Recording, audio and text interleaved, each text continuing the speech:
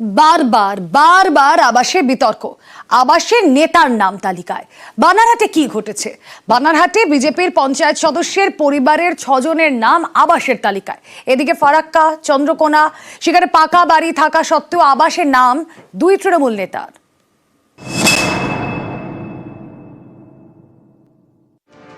তিন জেলায় 3 ছবি।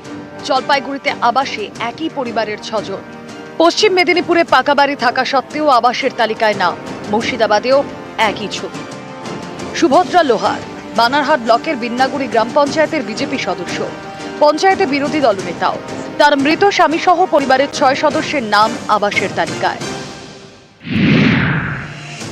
परिवार के अंदर में ही ऑलरेडी पिता का भी और दोनों बेटा का भी नाम आया हुआ है। साथ ही जो सुभद्रा लोहार का भाई है बिन्नागुड़ी ग्राम पंचायत में, वो ऑलरेडी एक पंचायत मेंबर है और एक ऑनरेरियम उठा रही है। प्रशासन से गुहार लगाता हूं कि इस प्रकार का जो दुर्नीति है इस पे कड़ी से कड़ी कदम उठाया जाए। বিজেপির পঞ্চায়েত সদস্য সুভদ্রা লোহারের দাবি, 2018 সালে আবাসে আবেদন করা হয়েছিল। তখন তার স্বামী জীবিত ছিলেন, তাই তার নাম আবাসের তালিকায়। বাকি তার পরিবারের যে 5 জনের নাম তালিকায় উঠেছে তারা কেউই এক বাড়িতে থাকেন না। यहाँ लोग हम लोग को बोल रहा है कि तुम पंचायत है, तुम्हारा लोहार जात का इतना सारा घर आया, तो जितना भी जो घर आया है उसका तो मेरा दोषी तो नहीं है। पहले का जो पंचायत था 2018 में, और 2018 का ही नाम है, इसीलिए मैंने अपना पति फेकुरर का घर मैंने सिलेंडर कर दिया सर। मेरा जितना भी भाई लोग है सब अलग अलग रहता है और उससे मेरा कोई तालबाल नहीं है। और रही बात जो मेरा 2 बेटा का जो है, दोनों बेटा मेरा अलग अलग। পশ্চিম মেদিনীপুরের চন্দ্রকোনার রামজীবনপুর, এখানকার 4 নম্বর ওয়ার্ডের তৃণমূল কাউন্সিলর শম্ভু দাস, পেশায় শিক্ষক। পেল্লায় দোতলা বাড়ি। এই তৃণমূল কাউন্সিলরেরই স্ত্রীর নাম আবাসের তালিকায়, যে আবাস প্রকল্পে গরিবের বাড়ি পাওয়ার কথা। 2015 সালের সার্ভেতে নাম এসেছিল, সে তখনের বাড়ি, এখনের তো প্রশ্ন নয়, এটা 5ম ফেজের বাড়ি হচ্ছে।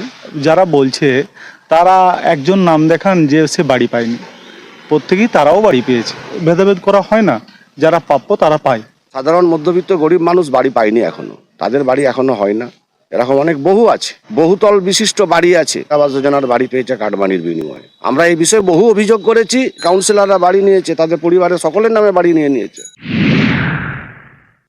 4 নম্বর ওয়ার্ডের কাউন্সিলরের বিষয়টা আমাকে দেখতে হবে, কাগজপত্র দেখতে হবে। যদি এই ধরনের ঘটনা ঘটে আমি যেখানে জানাবো।